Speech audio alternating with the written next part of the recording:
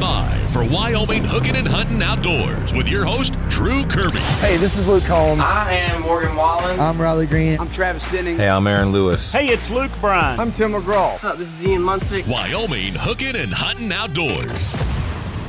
It's Wyoming Hookin Huntin Outdoors. Hunting is full swing, Janet. We have talked all summer long about how we're ready to go. And last spring, we had Brandon Werner on because it was very important for us to update people on the level that the turkey population in Casper had really spread. And there was a time when some of those turkeys had to be removed, so I thought we should get an update with Brandon and really figure out how things have been going all summer long with the turkey here in Casper.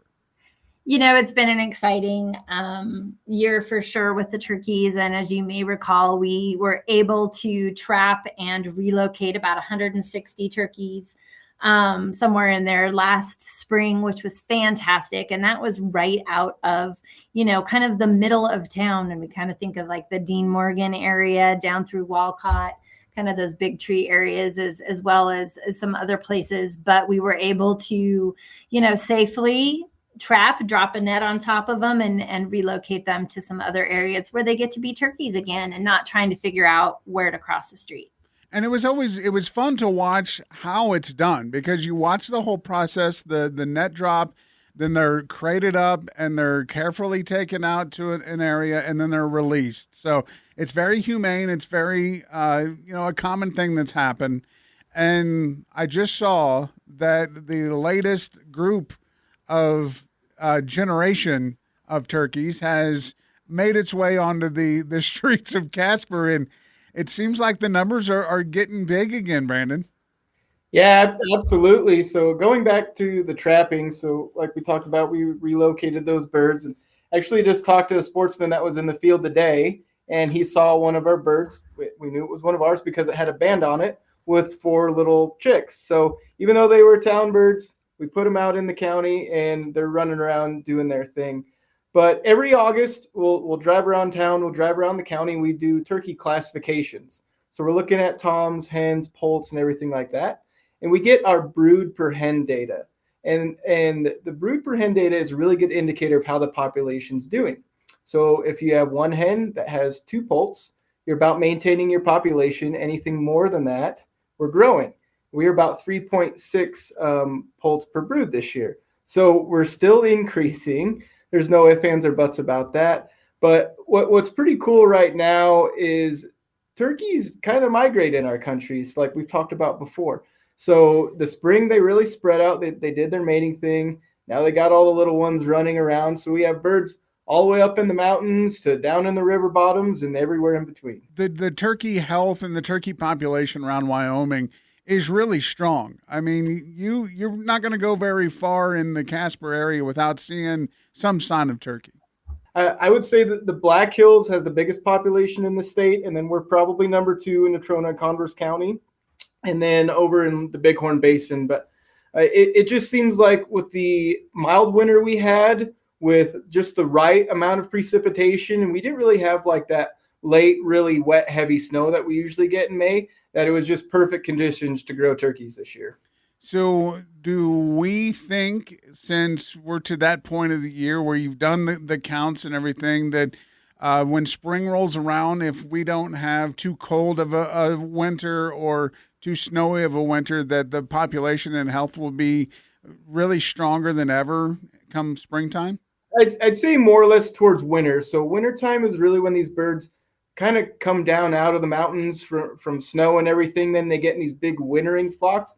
So I kind of do anticipate, if we kind of thought we had a lot of turkeys in the past, even though we relocated quite a few, we're going to see a lot of birds this winter. There's no ifs, ands, or buts about that.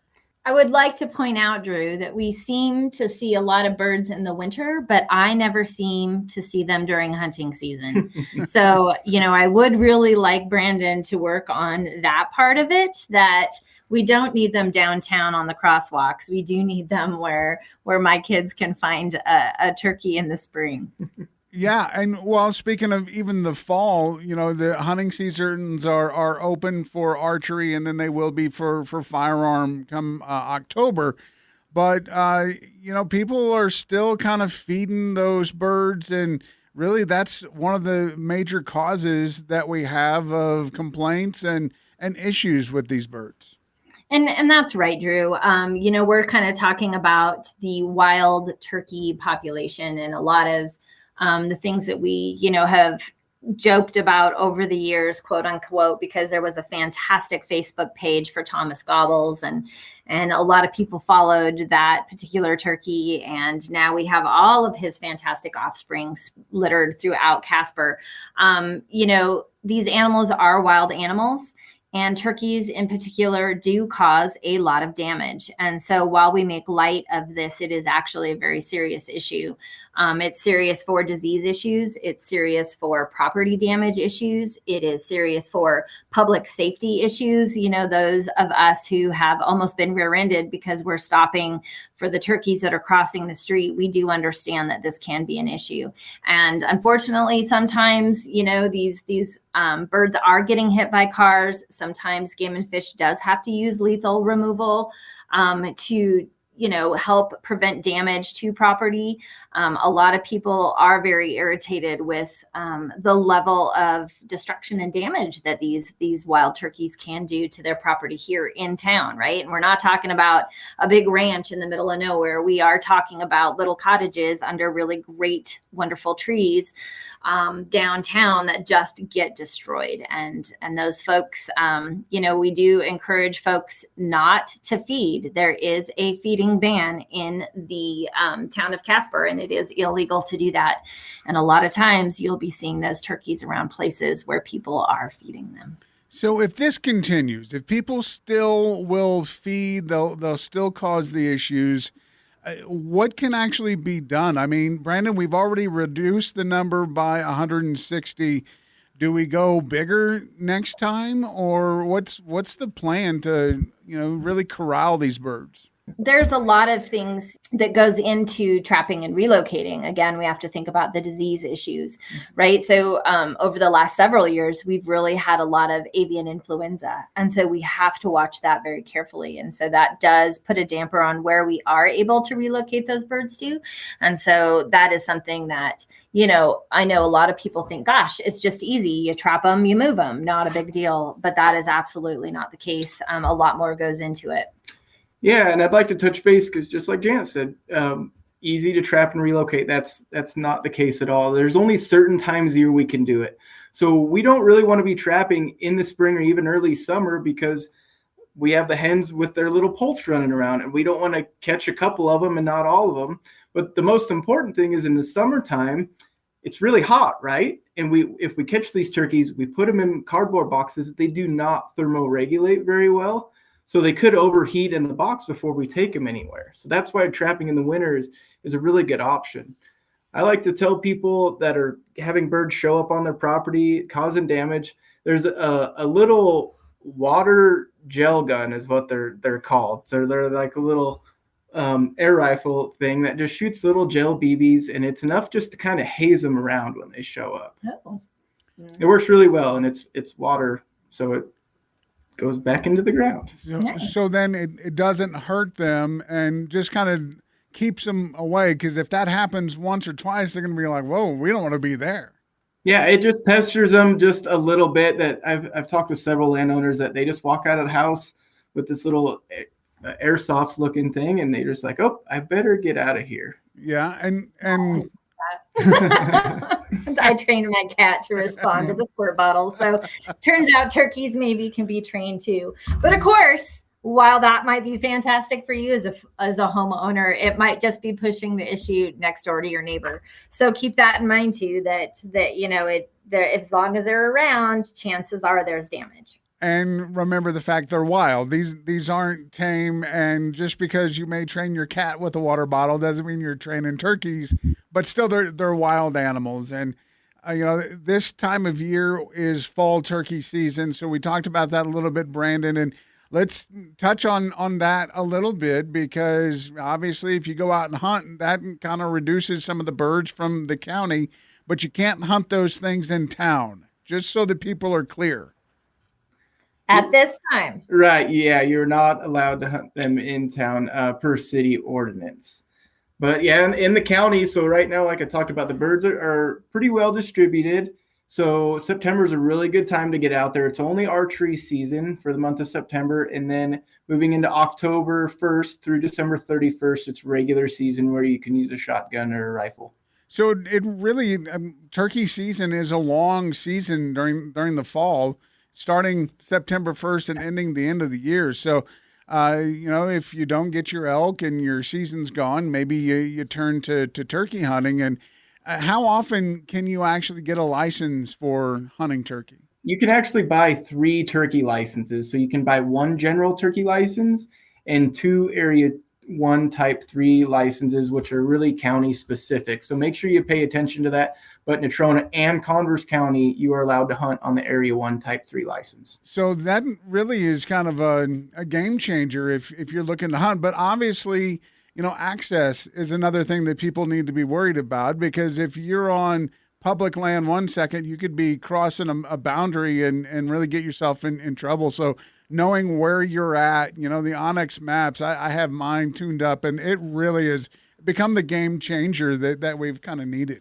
Absolutely. A game changer, both positive and negative. And so, keeping that information on you is absolutely critical while you're in the field, and it's not too expensive, and would recommend that for everyone, not just for knowing if you're on public or private land, but also just to help people know where you are for safety reasons. Dropping some pins, making sure everything that you're doing is accurate is fantastic. Make sure you get out, make sure you're being safe, and make sure you're enjoying the outdoors. And of course, you can find out more about the hunt, the turkey seasons in the Hunt Planner, which is at the wgfd.wyo.gov website. Absolutely, Drew. And don't forget, a wild turkey is a fantastic Thanksgiving. I'm glad you brought that up, Janet, because I love wild turkey, but some people have issues when it comes to cooking. And Brandon, I know you put your apron on, you got your chef's hat all the time, and you like it. I really do. And just like you brought up, a lot of people do not like wild turkey. And I feel like that's because they don't know how to cook it, but it's really awesome. So if I shoot like a younger bird or something like that, I will pluck the whole thing. And it's really not that hard to pluck. And when you leave that skin on it, it really seals in the moisture, because you can really dry out a turkey super fast. So if I have a whole turkey, especially a young one, I'll deep fry it. Everyone loves a good deep fried wild turkey. Yeah. Or you can put it in a roaster and just let it sit there for 10, 12 hours and fill it full of seasonings and everything like that. Some people will smoke it, but I do recommend, if you smoke it, to soak it in like a salt brine. And there's a lot of great recipes online. That salt brine really locks in that moisture. It's really good. I'd say probably most people, they'll breast it out and then cut the breast into little 1-inch by 1-inch chunks and just pan fry it or deep fry it and get good old turkey nuggets. But if you brine it just a little bit with that too, the moisture is awesome. One thing that people tend to throw away on turkeys, I think is a huge shame, is the legs and thighs. So the legs and thighs, a turkey walks around most of their day. So they're tough. There's no ifs, ands, or buts about it. So true. But if you got a crock pot or an Instapot, then you're in business. But I'm telling you what, if you put it in a crock pot, like 12 hours is the absolute minimum.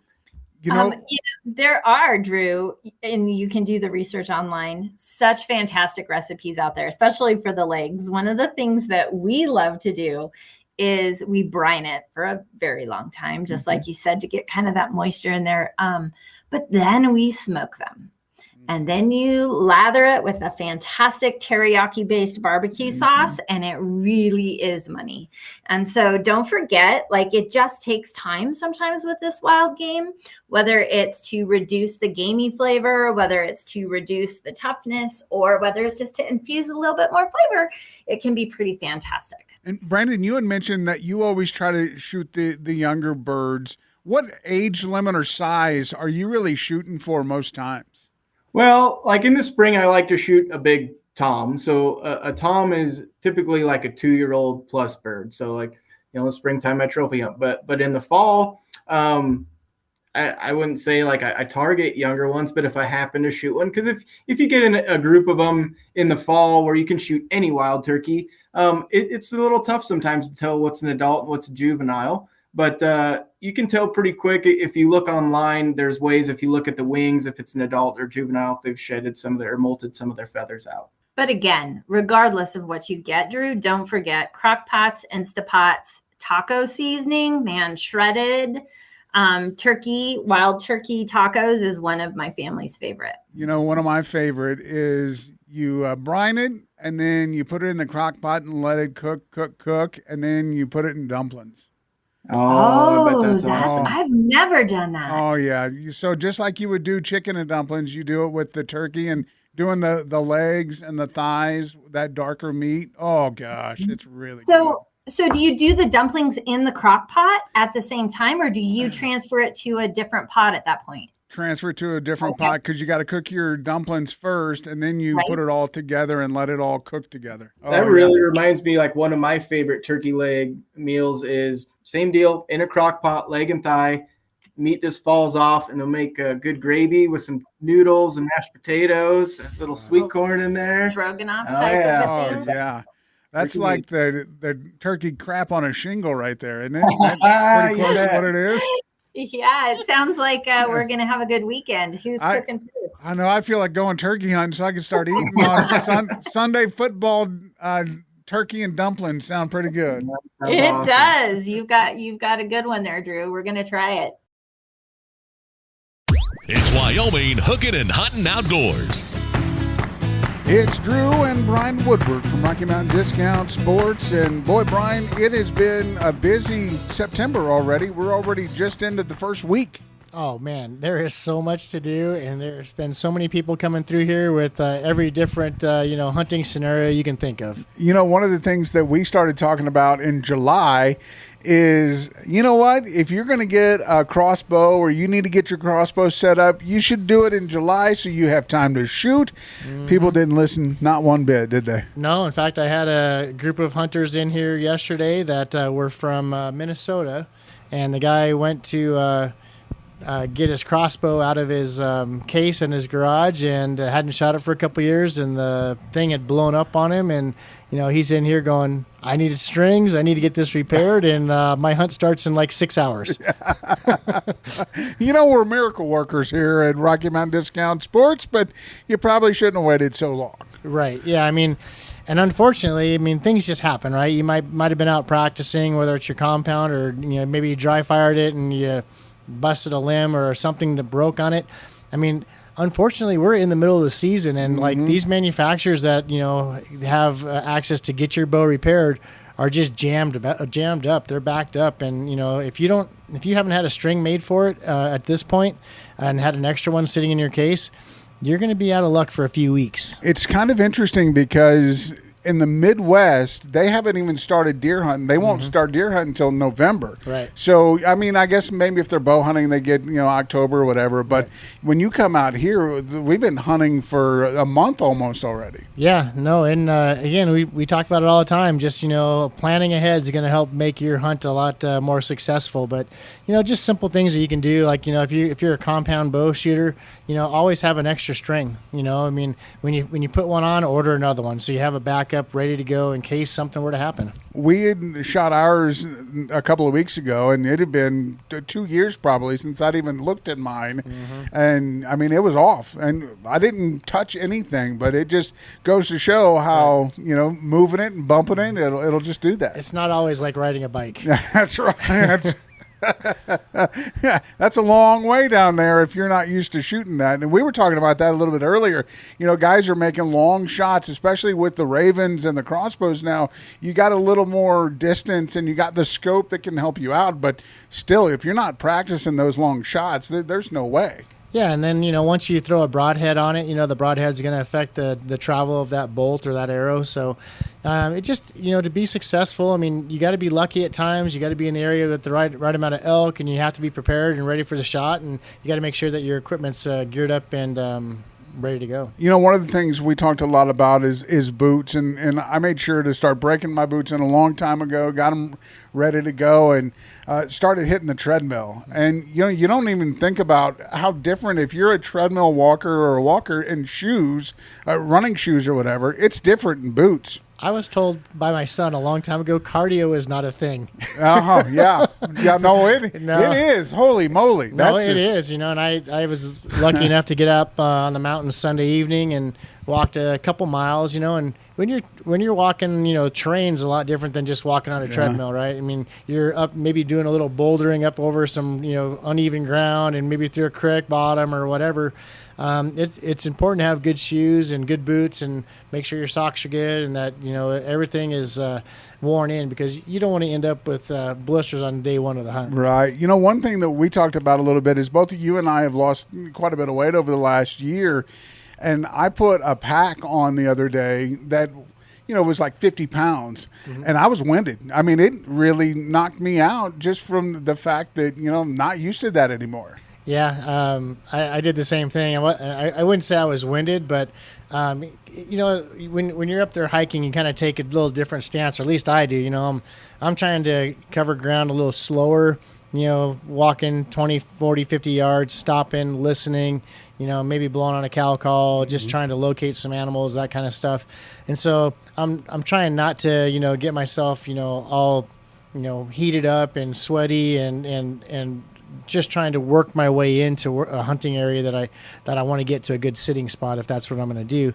So, but yeah, you know, you throw a pack on, all of a sudden you're like, boy, it's awful warm, it's hot, you know. Then I realized that, you know, I really didn't need some of the equipment that I brought with me on this trip. You know, maybe I didn't need as much water, but being prepared is important. So one thing that I noticed that really helps is trekking poles. You use those, and that helps you with that leverage, especially if you're on the rocky terrain where maybe you're not as balanced or whatever. Using that really will help out your back and help your legs. Yeah, and I carry usually a set of trigger sticks with me. I just like hunting with those, especially if you're, you know, going to rest a gun or a crossbow on it. And you can kind of use that as a walking stick at times, but they're a little heavier and bulkier, so I tend to just strap that onto my pack when I'm walking. And then again, you know, just having one trigger stick or one walking stick, it makes a big difference. And obviously you can come in here, Rocky Mountain Discount Sports, and check out all the hunting gear and even fishing gear. And then once you get that kill, I've seen a lot of big elk that have been taken already, and, you know, they're going to have to get those ready to go to the freezer. Yeah, and you know, this is the time of year where you really have to plan well, because my understanding, some of the meat processing plants aren't quite open yet, or not taking as many elk right now. So I know over the holiday weekend anyways, there were some guys going like, hey, where can I hang my animal? And when it's 70, 80, 90 degrees outside, you know, taking care of those animals and getting the skin off, the hides off of them, you know, it's important to get those things cooled down. But once you get them home, you know, if the processor's not open, you got to figure out, what am I going to do to keep this thing iced down? And do I have enough cooler space, or, you know, what are you going to do? Right. Well, you can come in here and get it all taken care of, because you can get coolers, and these, you know, the new age of coolers is not like your dad's, you know, styrofoam cooler. It's a big time, very, you know, keep stuff cold and keep it ready to go. Well, we've talked about this before, but the cooler companies have solved the problem of needing to buy a cooler every couple of years. You know, right, yeah. You buy a cooler now, they're a great rotomold cooler. They're going to hold the ice better, but you will never need to replace one ever, unless it gets stolen or bounced out of the back of your truck somehow. Yeah, and they have big warranties on them too most of the time. Most all of them anymore, especially when you're looking at like Grizzly and Wild Gear, lifetime warranties on them. Mm-hmm. So, I mean, and we just don't see even having to use the warranty. I mean, warranties are great, but, you know, back in the day we were having problems with hinges or latches breaking or that kind of stuff. And we're not seeing any of that type of stuff even happening anymore. So I think for the most part, these companies have done a really good job of perfecting their trade and getting those coolers to a good point where they're not ever having to be replaced. Definitely a great investment. Come on by and check them out here, Rocky Mountain Discount Sports. Don't forget, you got to have your ORV tags. You have to have all your off-roading stickers and get everything ready for the state parks too, because that you don't want to get busted for that. Yeah, duck stamps are another one. We have duck stamps in in stock now. And then if you're going to hunt sage grouse, which I think is a kind of a short window, but Game and Fish is requiring a sage grouse permit. It's free, but you have to get online and have that in your possession also. Get over here, check it out, Rocky Mountain Discount Sports and RockyMountainSports.com. It's Wyoming Hookin and Huntin Outdoors. Hey, it's Drew and Brian back at Rocky Mountain Discount Sports. And Brian, we talked a lot about hunting here today, but fishing still on tap. And you actually got to take some police officers out and do some fishing. Yeah, it was a great weekend. It was great to be able to provide a little service back to some of our servicemen. And fishing is always fishing. You know, I mean, there's some good days and bad days. And, you know, Pathfinder has definitely got its share of small fish. And we had a good day. We, over the summer, obviously the Wyoming Walleye Stampede, and saw different fish everywhere. And the last one was at Pathfinder. You fished up there a couple times since. Mm-hmm. Have you seen pretty much the same type of action? Yeah, unfortunately, you know, there hasn't been a lot of real big fish being caught. You know, a few here and there, but it seems like guys just kind of stumble into them when they stumble into them, you know. I've heard good reports at Glendo, although they're still dropping the water at Glendo. It's, you know, down into the 20% percentile. But that fall bite down there is awful fun, and you know, eventually you'll run into a bunch of crappie down there and kind of mix it up, give yourself a mixed bag. And then I talked to a gentleman that had been over at Boysen this week, and they had just a fantastic day over there. So I think, you know, if you fishing is still your thing, I think as we get into the fall months, the fall bite, it can be great, and less people on the water for sure. You know, I saw the other day at Glendo that someone was trying to get a little too close to the water and drove on the shore and got stuck. Yeah, you know, there's some rules that people need to be aware of, and one of the rules at Glendo is that you cannot launch from shore, and I think it's a $750 fine if you're launching a boat from shore. So stick to the boat ramps. Don't cause yourself thousands of dollars in tow fees and other fees. But yeah, I think there's still 3 boat ramps that are open: the Marina, Whiskey, and Reno boat ramp. So just play by the rules, and you'll have a great day. Yeah, I mean, the options are still there. It may take a little longer, more people launching, but there aren't that many people going out on the water right now. No. It's, I mean, now that we're past the big holiday weekends and kids are back in school, people are stomping around in the high ground for elk and antelope and deer and all that kind of stuff. So there's just less people out there doing it. So I mean, you're going to have a great day regardless. But there's plenty of boat ramps available. You know, it was promising to see, you know, we're talking about bird hunting very soon here, duck and goose, that opens in a little bit, and the sage grouse, that opens, I think, 2 weeks maybe, for like 10 days or something like that. But we were driving around looking for elk over in 48 last weekend, and a whole covey of quail like just came up, and I'm like, man, I wish this was 2 days from now it'd be legal to shoot that. But it's good to see that there are a lot of you know, promising opportunities for people, even if they didn't get that elk draw or antelope draw. Yeah, you know, I got up in the backside of Muddy Mountain and walking through some of that prairie and in the hills, and blue grouse just, you know, scared the bejesus out of you. You know, it's like, but after the first one comes up, you're like, okay, there's probably more around here. And I think on Monday, I think I kicked up 14. Wow. It was kind of neat, kind of fun. Yeah. And you know, I was sitting on a water hole in the morning for a while, and I had high hopes because, man, the birds were using it. A couple of blue grouse came in and they used it, and then a big old turkey vulture flew in and sat there on the shoreline, and he played around in the water, and I'm like, man, if we just get one elk to come down and do all this, I mean, but it was really neat just sitting there and you know, out of cell phone coverage and just sitting there watching the wildlife. It was kind of a neat morning. It is an opportunity, and I know there are a lot of people that, they can't hunt in a lot of places because they don't have access. And I know that's kind of been a problem for a lot of guys that are drawing antelope tags and not have any permission to hunt there. But, the bird shooting is going to really heat up here very soon. And you actually did a clay shoot, which is always good to do right before bird season. Yeah, in fact, on Friday night, we had our first clays for the Braves. Oh, yeah. And so we got out there to Riverbend Roosters and shot around with the guys out there for a little bit and kind of brushed up the skills a little bit. And then Friday morning, the SUR shoot, they had their big service industry representatives shoot up there at the Sporting Clay Center up there above the fairground or the event center. So, yeah, I mean, a lot of guys have been in and out shooting doves. We've had some pretty good doves in the area. Normally, it's that typical, we get a cold front, August 28th, and the birds all go south. But talked to some guys that have had some pretty good, successful days out in the field dove hunting. So lots to do. We've talked about this a lot over the last few years about, you can't really complain about not having anything to do, but, people always will complain because they didn't get that draw. But obviously following the rules is one of those things that's going to, make sure that everyone, gets to play for a lot longer. And there's some people, I think, that are still trying to curtail all the rules and everything.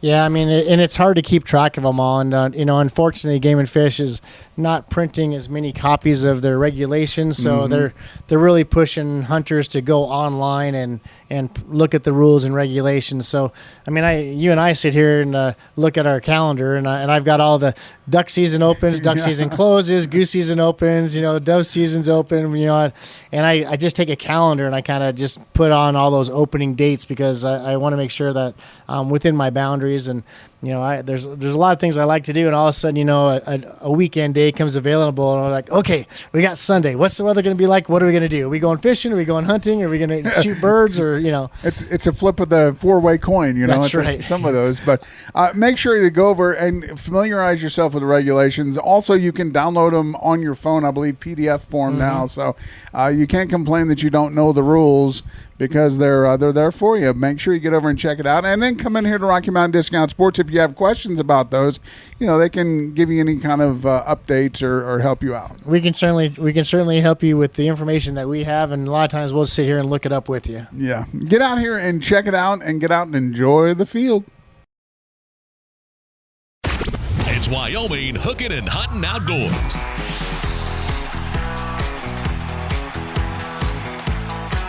And we love fishing on this show. It's part of the actual name of it, Wyoming Hookin and Huntin Outdoors. And one of the organizations around that does great things for the trout population is Trout Unlimited.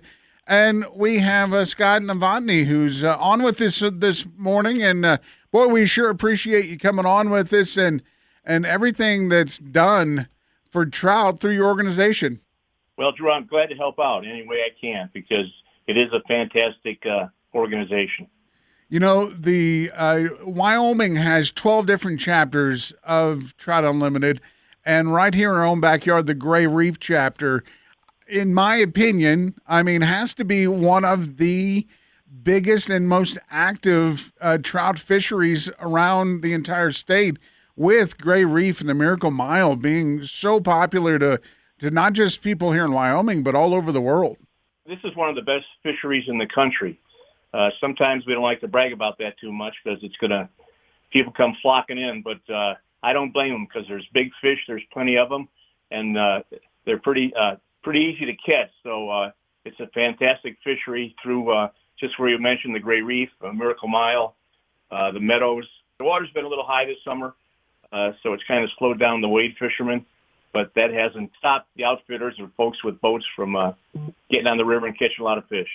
Yeah, and it's been interesting, because like you said, it's been a little higher than normal, but they're trying to push so much water through to get to all the other fisheries and reservoirs along the North Platte system. And the whole system itself is really interesting. And to know that there's a grassroots organization like Trout Unlimited that is kind of helping push forward the future of trout here in Wyoming. And I know that over the last, near 30 to 35 years, the trout game here has really picked up. And you had mentioned there are people all over the country that want to come fish here. And can you give us an idea of why that may be so important?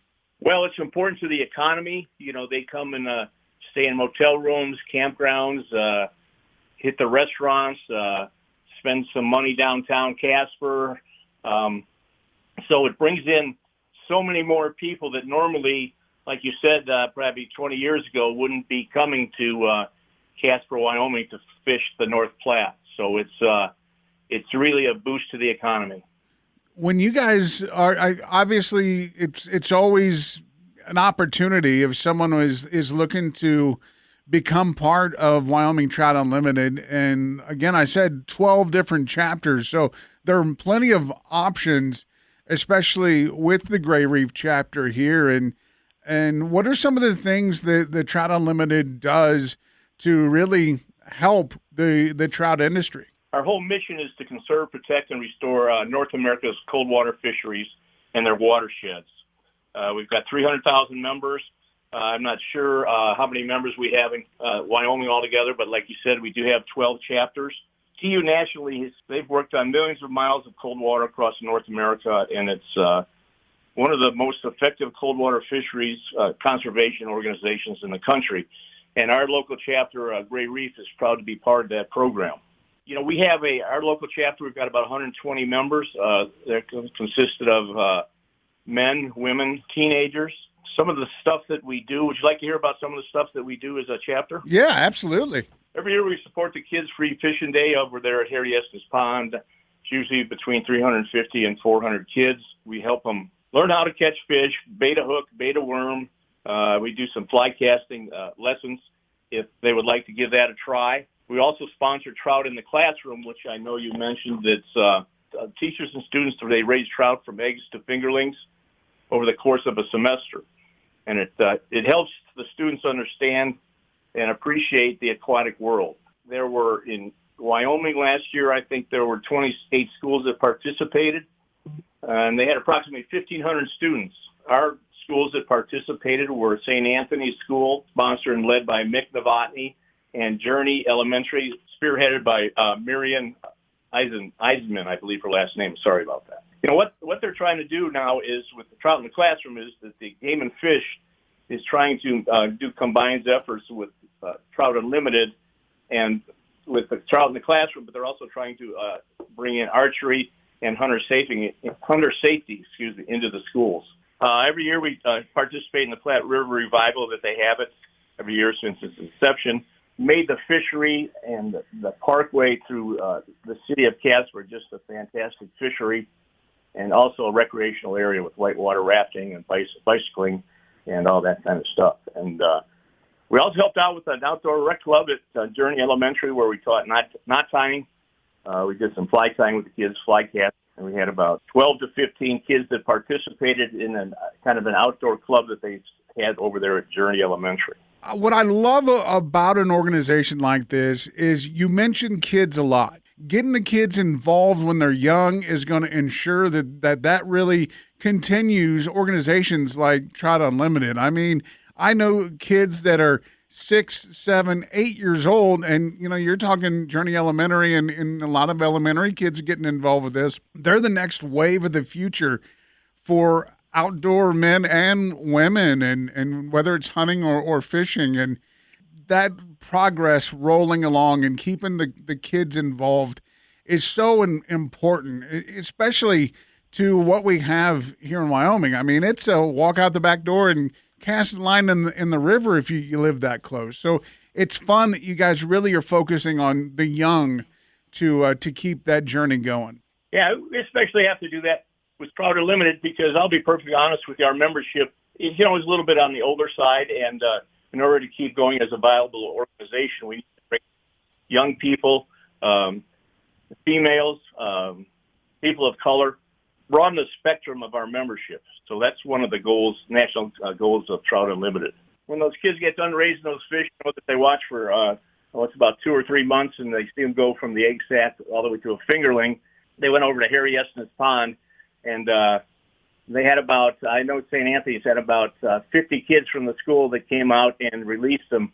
And to see the smiles on those kids' faces when those little fish get released, that they each think that fish is my fish, you know. So when it swims away, they get a feeling of accomplishment. And, you know, I totally agree with you. We got to get these young people involved. We got to get them outdoors.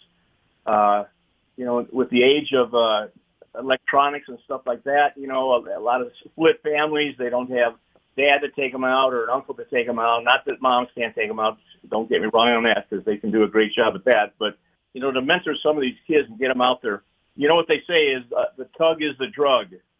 And so if they're out there fishing and feel the tug on that line or see that bobber go down, a lot of times those kids will be hooked for life, and not just fishing, but supporting the cold water conservation in our country.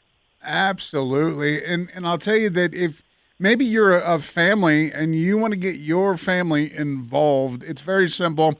WyomingTU.org is where you can go find out all the information of how to become members, what programs are available, what things are being done by Wyoming Trout Unlimited, but not just Wyoming, but worldwide or nationwide. This is a great organization to really get out and enjoy. And Scott, I know for you to be involved in an organization like this, you like to get out and cast that line a little bit. Do you have any tips for folks that may be trying to get some fall fishing in? Well, if you're going to wade, I think that water goes down, because you know, wading in that water when it's moving that fast, difficult to see some of the rocky areas. Just be careful. I think the fall fishing, in my opinion, is the best time of year to fish in Wyoming. You know, the water cools down, the fishing pressure backs off a little bit, and just get out there, give it a try. Don't give up. I do want to say that one thing, but so I don't skip it, that Trout Unlimited is not just limited to fly fishermen. It's spin casters. It's people that just believe in cold water conservation. It's some people, they've never casted a fly, and they don't care if they ever do, but they believe in cold water conservation. So there's a lot of room in our organization, a lot of people to help support the effort. But I'd say get out there. I'd wait a little bit myself. But you know how the weather goes in Wyoming. If you wait one day, it's great, and the next day we got 12 inches of snow. Although you can fish the river when it's cold, because it's a tailwater coming out of Gray Reef Dam. You know, that's a section of the Gray Reef stays open almost all year round for fishing. You know, I'm glad that you mentioned that it's not just fly fishermen that can be part of this organization, because the fly fishing to some people is a little bit intimidating. It's if you didn't grow up doing it and you're just trying to learn, it's a tough one. But if you're out and you're just want to be involved in, you know, keeping this push forward for trout and the cold water fisheries, I think it's a great opportunity. It doesn't hurt to just get more information, right? No, not at all. And you know, there's a ton of information out there at tu.org all about the different projects they've done. You know, they've helped support some of the dam removal on the Clay River in Oregon. It's really kind of interesting to see all the different activities that TU statewide and national are involved in. It's really fantastic. Definitely. If you have not checked into it, go to the Wyoming page. It's wyomingtu.org. There are 12 different chapters. So, you know, if you have friends all over the state, and you get them all involved. They don't have to be right here in Gray Reef. They can be anywhere around the state. So, Scott, we sure appreciate you chatting with us today, and thanks for all that you guys are doing to keep the fisheries popular and sound as they are. Yeah, Drew, one other closing comment. We're always looking for new members, and we also have a Facebook page. Awesome. Sounds good. Thank you so much for joining us, and we'll talk to you soon. Okay. Wyoming Hookin and Huntin Outdoors with Drew Kirby. If you have a question, want to make a comment, or have an idea for a show topic, message us on the My Country mobile app. Wyoming Hookin and Huntin Outdoors.